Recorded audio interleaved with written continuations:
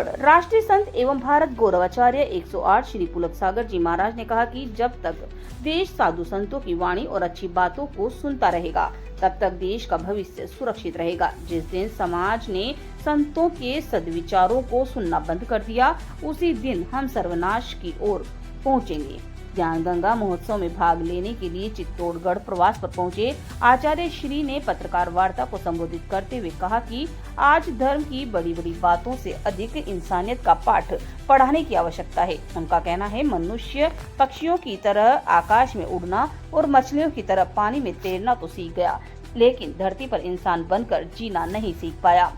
चित्तौड़गढ़ से संवाददाता गोपाल चतुर्वेदी की खास रिपोर्ट।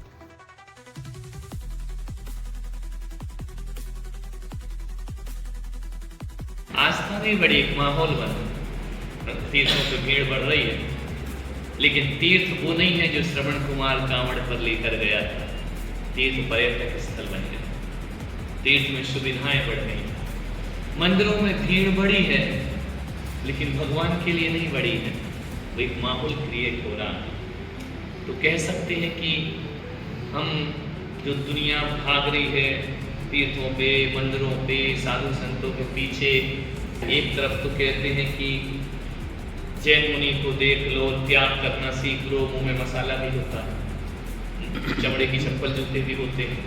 एक तरफ कहते हैं कि जब तक सूरज चांद रहेगा मुनियों का सम्मान, वो मुनि को धक्के भी मार दिया करते।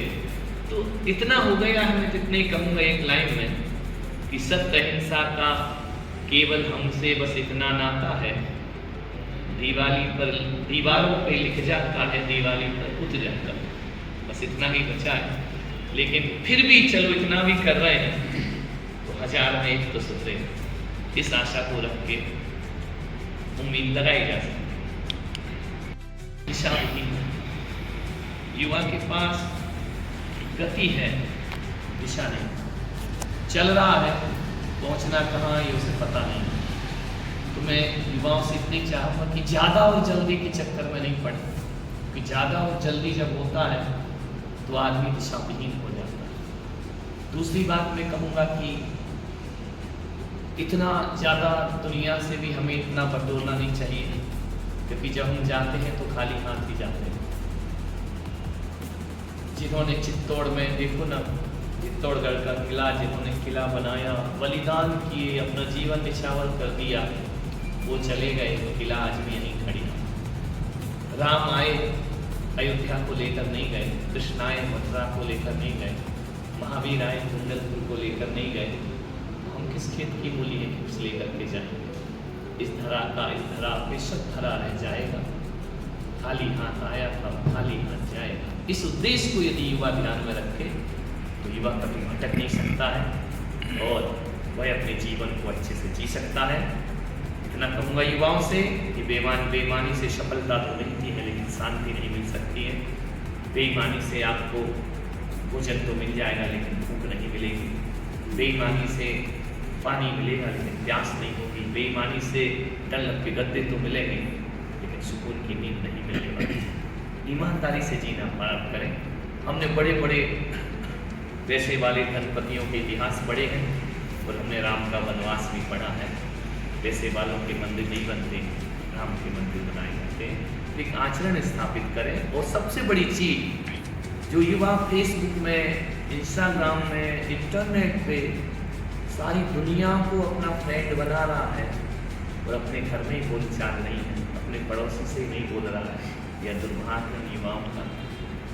कभी भी देखना युवाओं के लिए इतने की उनकी फ्रेंडशिप की जो लिस्ट होती है ना, उसमें सबके नाम होते हैं माँ बाप के। माँ बाप की कीमत समझें, माँ बाप को जाने, यही मैं युवाओं से कहूँगा। जन सुनवाई में लंबे टाइम से करता हूँ, जब से विधायक नहीं बना उससे पहले मैं जन सुनवाई करता हूँ और भारतीय जनता पार्टी में सभी एमएलए जन सुनवाई करते हैं। और उसी के तहत मैं भी सुबह 8 बजे से लगाकर 10 बजे तक जन सुनवाई करी है। और लोगों की अभी ज़्यादातर ट्रांसफ़र वाले जो मैटर थे, उस ट्रांसफ़र वाले विषय में लोग आए हैं। ट्रांसफ़र हटना, किसी को लगना, इस प्रकार के मामले थे। वरना सरकार की योजनाओं के बारे में भी आते हैं। बहुत से पानी की कहीं समस्या हो या कहीं लाइट की समस्या हो या कोई नए डेवलपमेंट के लिए, नए प्रोजेक्ट के लिए भी लोग आते हैं। और गांव की कोई ज़्यादा समस्या है यहाँ है नहीं। लंबे टाइम से भाई सांसद साहब और हम दोनों मिलकर यहाँ काम कर रहे हैं, तो ऐसी कोई समस्या है नहीं। फिर भी छोटी मोटी समस्या उनको मिलकर हम करने की कोशिश करते हैं। और काफ़ी लोग जो आते हैं कार्यकर्ता मिलने भी आते हैं, ऐसे चाय पीने भी आते हैं, मिल के राम राम करके जाते हैं।